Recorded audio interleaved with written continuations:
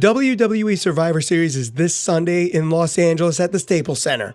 Now, the build to it may not be the best given that we had WWE Evolution and Crown Jewel, but with so many great matches on this card, this could be one of the best pay-per-views of 2018. You've got Seth Rollins versus Shinsuke Nakamura, AOP versus The Bar, a dream match of Daniel Bryan versus Brock Lesnar, and what many thought would be the WrestleMania main event, Charlotte Flair versus Ronda Rousey. In the one night a year where Raw and SmackDown go head-to-head in direct competition, so many things can happen. In fact, here are 10 things that should happen at the 2018 Survivor Series. But before we get to the list, make sure you subscribe and hit the bell for notifications as we're trying to get to 1,000 subscribers before Royal Rumble. Got it? Good. Now on with the list. Number 1. Raw wins the Tag Team Survivor Series match. The Raw Tag Team division has been completely buried since the better part of 2018. Since WrestleMania, where Braun Strowman beat The Bar with the help of a 10-year-old, the Raw Tag Team division has been pretty much the Divas division before 2014. No relevant storylines, no big title matches. Heck, the tag team titles were kind of taken hostage due to the Shield and the Dogs of War storyline. Now that the AOP are the Raw Tag Team champions, it's time to build possible contenders.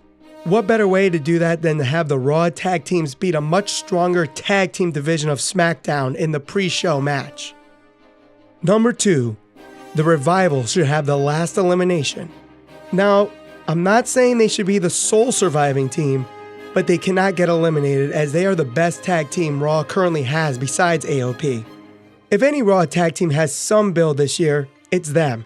They beat Roman Reigns on multiple occasions this year and gave a hell of a challenge to Drew McIntyre and Dolph Ziggler on Raw. Of course, that gets forgotten because of things like jobbing to the Lucha House Party and losing to the B Team at SummerSlam. Getting the last elimination against the Usos or the New Day can instantly boost their stature as top contenders for the AOP. Number 3. The Cruiserweight Championship match is on the main show. At the time of this recording, the Tag Team Survivor Series match is the only one slated for the pre-show. However, card subject to change. Buddy Murphy versus Cedric Alexander was one of, if not the best match at Super Showdown. But the only reason that made the main show was that Murphy was the hometown guy being from Melbourne. WWE has a chance to show many fans what they could potentially be missing when watching 205 Live on the WWE Network, when Murphy squares off against Mustafa Ali. If you haven't watched their no disqualification match on 205 Live in July, I recommend watching before Sunday. This would be a great match to open the show. Number 4.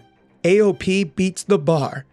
For the same reasons I talked about earlier, AOP needs to pick up the win against the SmackDown Tag Team Champions Sheamus and Cesaro. AOP have looked the strongest among tag teams on Raw, and this is their first real test on the main roster.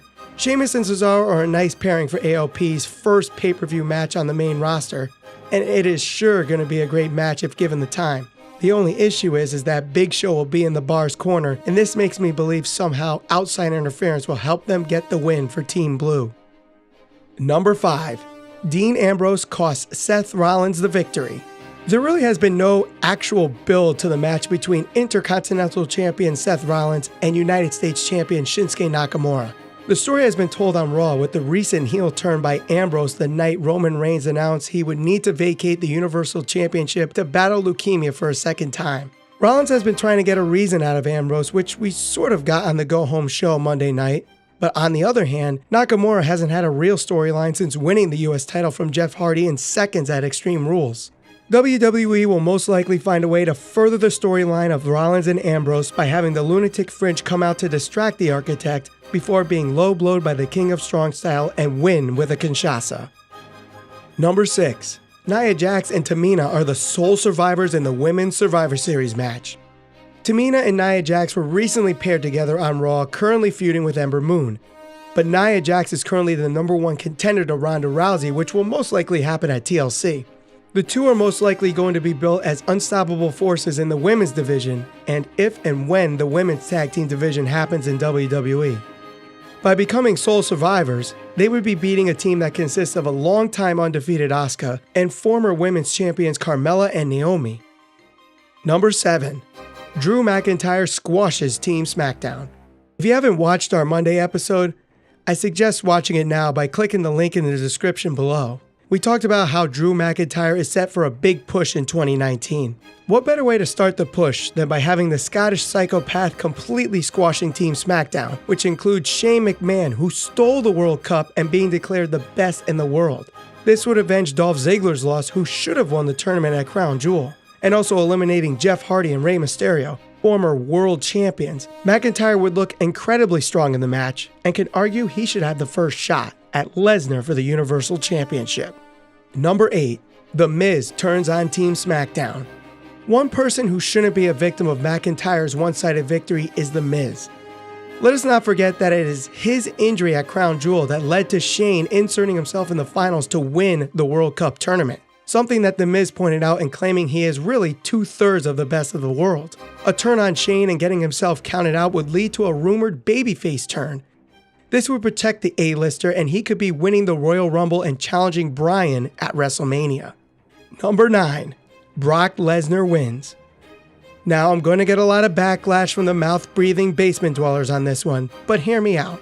As much as we don't like Lesnar because he only shows up when he wants to and his matches aren't good because he only has 2 moves, the possibility of the Beast Incarnate fighting in UFC again is a huge marketing opportunity that Vince obviously sees. He wants Lesnar to look strong going into that fight, most likely against Daniel Cormier. What better way to have him look strong and have the WWE scene in front of the UFC fans than by having him walk into the octagon with the Universal Championship? Yes, Daniel Bryan just became WWE Champion on SmackDown Live, dethroning AJ Styles after 371 days. But the short turnaround would be the reason Bryan loses. Number 10. Sasha Banks and Bayley interfere. It's a shame what happened to Becky Lynch on Raw this week, getting punched stiff by Nia Jax, suffering a broken nose and a severe concussion, forcing her out of Survivor Series. WWE did a very creative thing in having her hand-pick Charlotte as a replacement. Now some may question why Becky would hug her biggest rival for 3 months, but this genuine moment is where the seeds were planted. Many thought the match we are now getting at Survivor Series would be the main event of WrestleMania 35. So where does WWE go from here? Do they let Ronda win? Or can Charlotte break 2 undefeated streaks in 1 year? If so, how do you protect Rousey? Enter the Hug and Boss connection.